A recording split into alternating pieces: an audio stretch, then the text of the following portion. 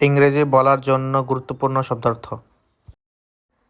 হয়তো মেইবি, সম্ভবত পারহেপস, নিশ্চয়ই সার্টেনলি, অবশ্যই ডেফিনেটলি, স্পষ্টভাবে অবভিয়াসলি, আসলে অ্যাকচুয়ালি, সত্যি বলতে অনেস্টলি, মূলত বেসিক্যালি, সাধারণত জেনারেলি, প্রায় অলমোস্ট, ইতিমধ্যে অলরেডি, এখনো স্টিল, এখনো ইয়েট, কখনো এবার, কখনো না নেভার, কখনো কখনো সামটাইমস, প্রায় অফেন,